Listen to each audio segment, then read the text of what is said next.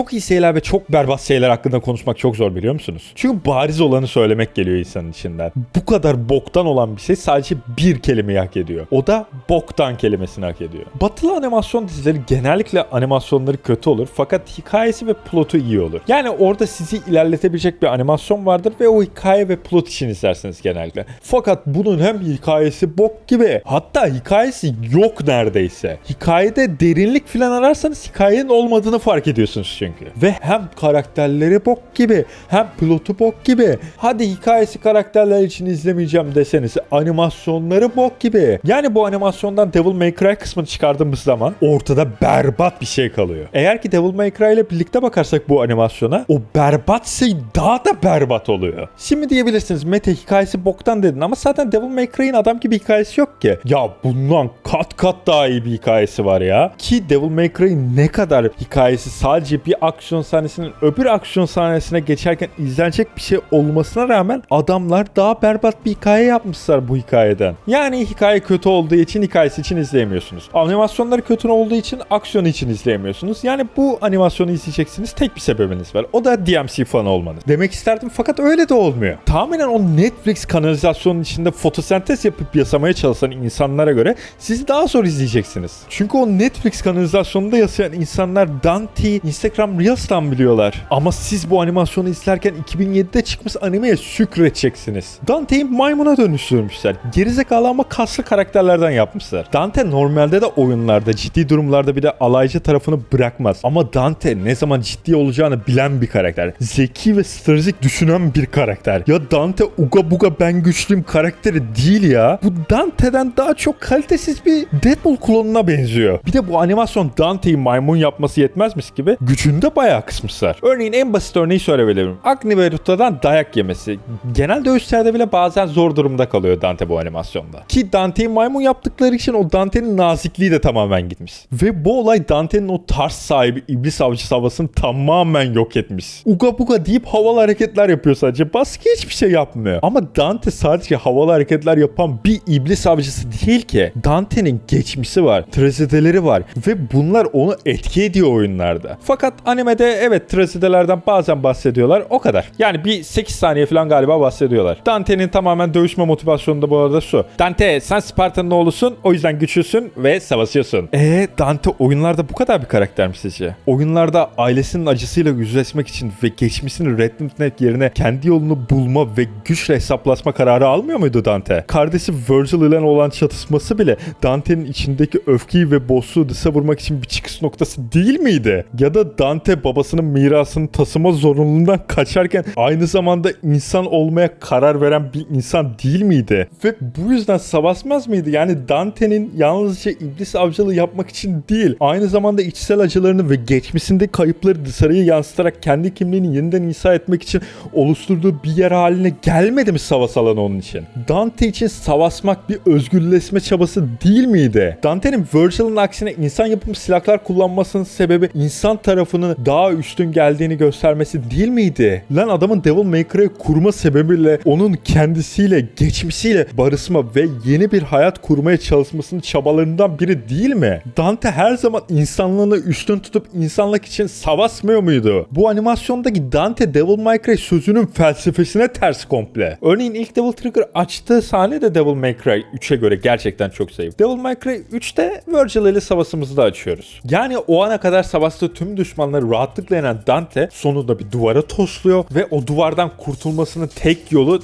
Devil Trigger'ın aktif olması. Yani insanlığından daha fazla vazgeçmesi. Yani refleks olarak açılmasaydı Devil May Cry 3'te tahminen Devil May Cry 3'teki Dante'ye Devil Trigger diye bir şey olduğunu ve bu şekilde açıldığını, insan tarafını bastırarak, iblis kanını üste alarak bu şekilde açıldığını söyleseydin tahminen Dante eline bile sürmezdi ona hiçbir zaman. Ve hiçbir zaman Devil Trigger'ın hem insan tarafı hem de iblis tarafı eşit bir şekilde kullanılabileceğini öğrenemezdi. Yani aile bağlarıyla olan hikayeyi hiçbir zaman bitiremezdi. Değil mi? Dante için ne kadar önemliymiş Devil Trigger'ın öyle açılması. Devil May Cry animasyonda ise şöyle oluyor. Dante uçakta açıyor yarısı gibi bir şeyi. Anlamadım o kısmı. Sonra Agni'yi öldürüyor. Sonra Rudra sinirleniyor ve Rudra elindeki bomba düğmesine basıyor. O uçak düşüyor, olamaz. İnsanları kurtarması lazım Dante'nin ve bir yandan da Rudra'dan dayak yiyor bu arada, haberiniz olsun. Sonra insanlığı kurtarmak için Devil Trigger'ı açıyor.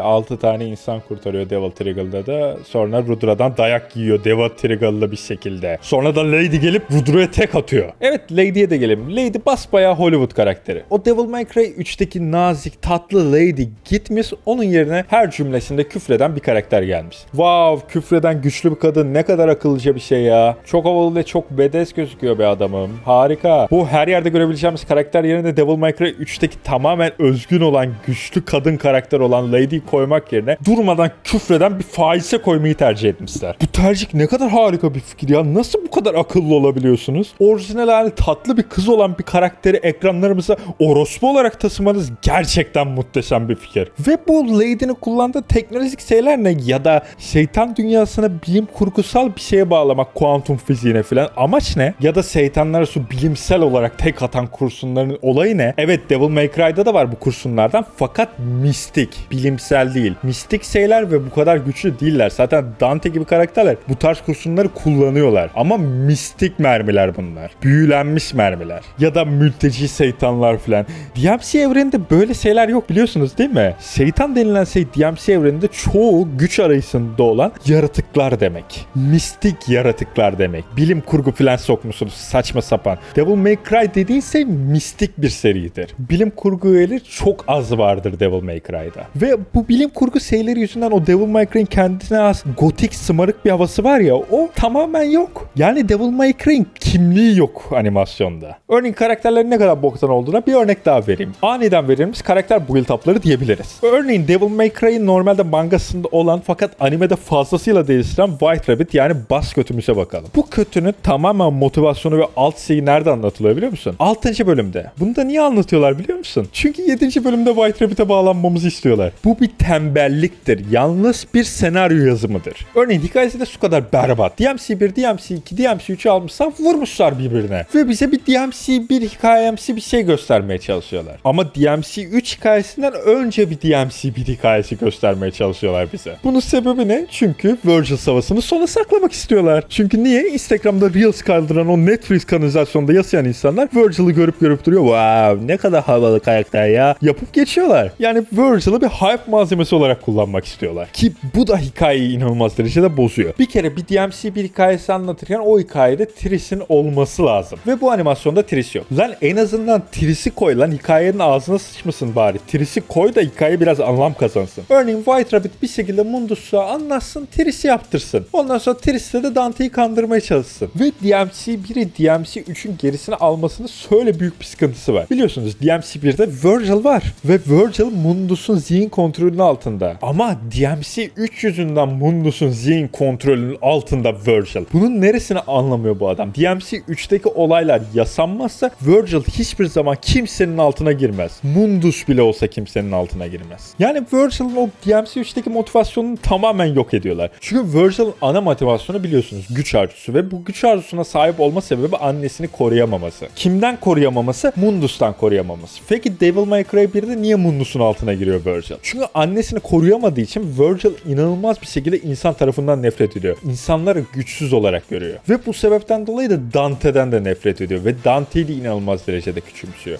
Ve DMC3'te Dante'yi küçümsediği için Virgil kayıp yaşıyor. Ve bu kayıptan sonra güç arzusu daha fazla artıyor ve DMC 1'deki Mundus'un hizmetkarı olan Virgil'a dönüşüyor. Çünkü Mundus'a güç arzusu için gidiyor Virgil ve Mundus onun zihnini kontrol etmeye başlıyor. Ama bu dediğim DMC3'teki Dante-Virgil savaşı olmadan, Arkham savaşı olmadan olacak bir senaryo değil. Çünkü bu olay Virgil'ın egosuna ters. Ve animasyonda ne oluyor biliyor musunuz? Dante-Virgil savaşı yaşanmadan Virgil'ı animasyonun sonunda Mundus'un altında bir hizmetkar olarak görüyoruz. Evet, zihni kontrol ediliyor gibi gözükmüyor fakat bir hizmetkar olarak görüyoruz. Yani Virgil isteyerek ve bilerek Mundus'un altında çalışıyor. Annesini öldüren Mundus'un altında çalışıyor. Annesini bu kadar sevmesine rağmen, tüm motivasyonu annesinden gelmesine rağmen annesini öldüren adamın altında çalışıyor. Bakın, Instagram Reels'ta beyni çürümüş insanlar için tekrar ediyorum. Virgil annesi öldürüldüğü için çok üzülüyor ve bu üzüntüyü bir daha yaşamak istemiyor. Bundan dolayı en güçlü olmak istiyor. Ve birisinin altında çalışırsan en güçlü olamazsın. Tependeki senden güçlü olur. Ama DMC 3'teki yaşanan olaylardan sonra, yani Dante Virgil'ı yendikten sonra Virgil iyicene kafayı yiyor güç arzusuyla. O yüzden Mundus'un altına giriyor ve Mundus da onun zihnini kontrol manipüle etmeye başlıyor. Anladın mı? DMC 3 olay olmadan DMC 1 olmaz. Çünkü Virgil'in egosuna ters, egosuna. Ve Dante'yi Nero'nun seslendirmeni seslendiriyor. Ve Dante'nin personalitesini rahatlıkla Nero'nun personalitesine çevirebilirsiniz birkaç oynamayla. Dante'nin tema müziğini bile Nero'nun tema müziği yapmışlar. Buna rağmen niye Nero'yu kullanmadınız? Nero'yu kullansanıza. Hikayeyi tamamen baştan yazın ve Nero'yu kullanın. Nero daha basit kullanılabilir karakter sizin için. Hem Netflix'e daha uygun bir karakter. Tamam, Nero da çok nazik. Özellikle sevgilisine inanılmaz bağlı bir karakter. Evet, bunların farkındayım. Netflix'e uygun şeyler değil bunlar. Hem hikayeyi DMC 1, DMC 2, DMC 3 diye birleştireceğinize tamamen sıfırdan bir hikaye yazmış olurdunuz. Ve bir şekilde de baba oğul kavgasına getirirdiniz bunu. Hem öyle yaptığınızda dindar ve milliyetçi Amerikalıları daha güzel kötü gösterirsiniz. Çünkü zaten Nero'nun kendi hikayesinde de zaten kiliseyle savaşıyor diyebiliriz. Biraz oynamayla rahatlıkla siz hallederdiniz o işi. Ama mülteci şeytanları nereye sokacağınıza emin değilim. Ya da sizin bilsinizde Kyrie gibi hanımcık bir kızın nasıl konulacağından da emin değilim. Ama tahminen sizin istediğiniz ise daha yakın olurdu bu şekilde. Yani adamlar sadece yapay zeka motorunun içine DMC'nin hikayesinin özetini atmışlar ve ortaya çıkan şeyi biraz Netflix'leştirip bize sunmuşlar. Ya da şöyle bir ihtimalim var. Bu animasyonu yapan adamın A Haber'deki İslamofobi haberini yapan adamla aynı derecede DMC ile ilgileniyor. Yani amına kodumun orospusu.